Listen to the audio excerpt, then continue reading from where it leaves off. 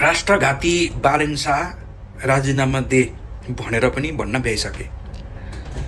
यहाँनिर दुई देशबीचको सीमा विवादलाई चाहिँ कसले कसलाई कति मिचेको छ यसलाई समाधान गर्ने भनेर प्रधानमन्त्री बालेन्द्र शाहले भनेदेखि झोलेका नेता कार्यकर्ता सम्पूर्णले चाहिँ देशै बेच्न लागे जस्तो गरी विरोध चाहिँ जनाएको देखियो।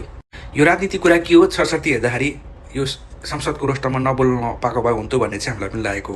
म भनिहालेँ नि, म राष्ट्रप्रेमी एउटा नागरिक हुँ, तर कसैको गुलामी कसैको अन्धभक्त चाहिँ होइन। देश र जनताको पक्षमा जसले काम गर्छ उसलाई समर्थन सधैँ रहनेछ।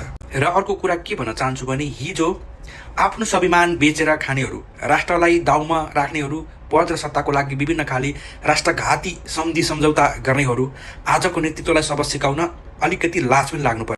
देशैभरि निर्वाचनमय भएर राष्ट्रपतिको सरकारले जितिराख्दाखेरि लज्जास्पद हार बिहोर्नु परेको आक्रोश पोखिरहेको जस्तो लाग्छ। राष्ट्रहित विपरीत कुनै पनि सन्धि सम्झौता दुई तिहाईको सरकार अथवा सरकारको नेतृत्वमा रहेको पार्टी राष्ट्रिय स्वतन्त्र पार्टीले गरेमा हामी सही नै छैन र यसमा हाम्रो हर क्षण विरोध रहिराख्नेछ। धन्यवाद। जय देश, देशको लागि सोचौँ, भविष्यको लागि सोचौँ।